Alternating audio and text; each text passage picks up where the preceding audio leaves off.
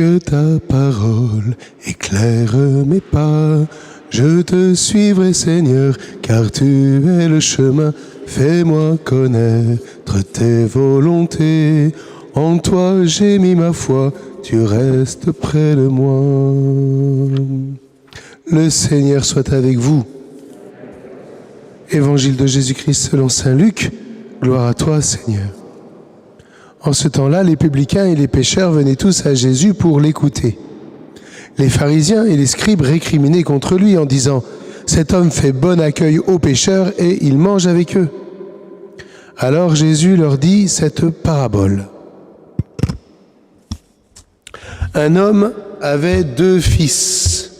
Le plus jeune dit à son père « Père, donne-moi la part de fortune qui me revient. » Et le père leur partagea ses biens. Peu de jours après, le plus jeune rassembla tout ce qu'il avait et partit dans un pays lointain où il dilapida sa fortune en menant une vie de désordre.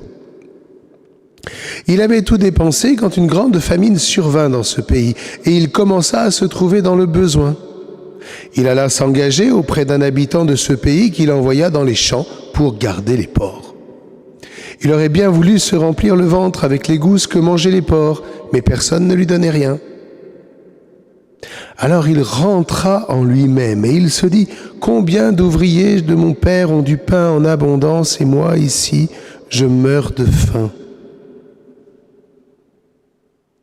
Je vais me lever, je vais aller vers mon père et je vais lui dire « Père, j'ai péché contre le ciel et envers toi. Je ne suis plus digne d'être appelé ton fils, traite-moi comme l'un de tes ouvriers. » Il se leva et il s'en alla vers son père. Comme il était encore loin, son père l'aperçut et il fut saisi de compassion. Il courut se jeter à son cou, il le couvrit de baisers. Le fils lui dit « Père, j'ai péché contre le ciel et envers toi, je ne suis plus digne d'être appelé ton fils. » Mais le père dit à ses serviteurs « Vite, apportez le plus beau vêtement pour l'habiller. Mettez-lui une bague au doigt, des sandales aux pieds. Allez chercher le veau gras, tuez-le, mangeons, festoyons, car mon fils que voilà était mort et il est revenu à la vie. Il était perdu et il est retrouvé. » Et ils commencèrent à faire la fête. Mais le fils aîné, qui était au champ, revint, et quand il fut près de la maison, il entendit la musique et les chants. Alors appelant l'un des serviteurs, il s'informa de ce qui s'est passé. Celui-ci répondit « Ton frère est arrivé. Ton père a tué le veau gras parce qu'il a retrouvé ton frère en bonne santé. » Alors le fils aîné se met en colère et il refuse d'entrer. Son père sort pour le supplier, mais il réplique à son père « Il y a tant d'années que je suis à ton service sans jamais avoir transgressé tes ordres. Et jamais tu ne m'as donné un chevreau pour festoyer avec mes amis. Mais quand ton fils, que voilà, est revenu pour avoir dévoré ton bien avec des prostituées, tu fais tuer pour lui le veau gras. » Et le père répondit « Mais toi, mon enfant, tu es toujours avec moi. Et tout ce qui est à moi est à toi. Il fallait bien festoyer et se réjouir, puisque ton frère que voilà était mort et il est revenu à la vie. Il était perdu et il est retrouvé. » Acclamons la parole de Dieu. Louange à toi, Seigneur Jésus. Voilà.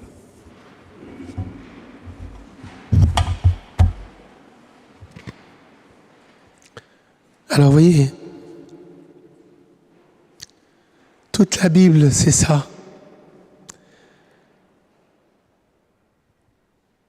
Qu'est-ce que vous voulez, il y a en nous cette espèce de mouvement, de convoitise qui fait que on pense d'abord à nous plutôt qu'aux autres. Et quand il y a un truc qui nous revient de droit, eh ben on va le réclamer, voilà, et on va faire sa vie, et on va préférer se couper de sa source et de profiter de la vie plutôt que, voilà, de faire en sorte de se dire, tiens, j'ai reçu un bien en héritage, je vais en prendre soin pour ensuite pouvoir le transmettre.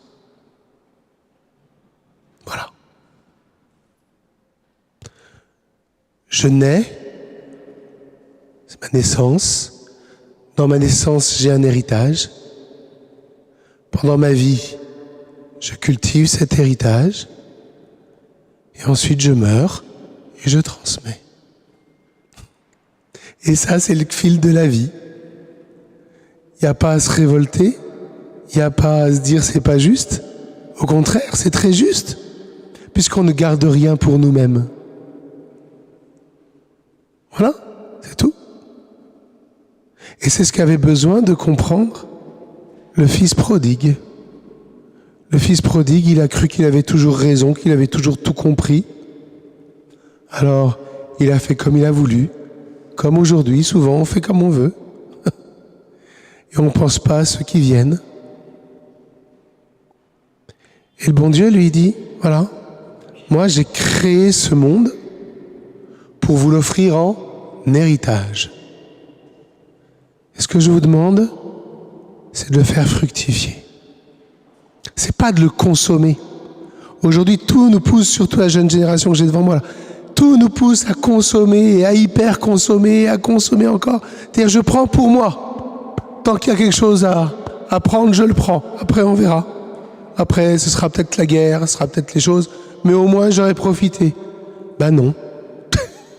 Ben non. C'est pas comme ça que ça marche. Tu prends pas pour toi. Tu fais de ton mieux. Est-ce que tu vas tout faire bien? Mais non. Et si vous rencontrez des gens qui vous demandent de faire tout bien, comme eux ils veulent, laissez-les dire. Mais, pour ce qui vous revient, à vous et à moi, même maladroitement, faisons le meilleur. C'est-à-dire faisons fructifier l'héritage que nous avons reçu. Ne vous en faites pas, il y aura toujours des gens comme le fils prodigue pour ne pas être content. Parce que on est comme ça, vous voyez, on croit, vous et moi, on croit faire le bien, on croit faire au mieux, et puis dans ce mieux, il y a tel truc qui va pas, et ça fait mal, ça fait du mal, on l'a pas voulu, mais voilà que les gens nous disent oui, vous avez voulu faire du mal. C'est le fils aîné là, qui a condamné son frère. Et voilà qu'il y a ce magnifique moment, ce magnifique mot de miséricorde. Et c'est ce que le Seigneur nous demande de faire, de vivre. La miséricorde, c'est, vous voyez quelqu'un qui s'est franchement gouré là. Le fils, il s'est franchement gouré, non? Vous dormez tous. Il s'est gouré. Bon. Et qu'est-ce que fait le fils aîné? Il dit, ouais, t'aurais pas dû faire ça. T'as volé notre père et tout ça. Tu m'as volé aussi. Et le père, parce que c'est le père, parce que vous pouvez pas demander à un père de faire autrement, ou alors c'est un père indigne. Mais c'est valable aussi pour les mamans. Mais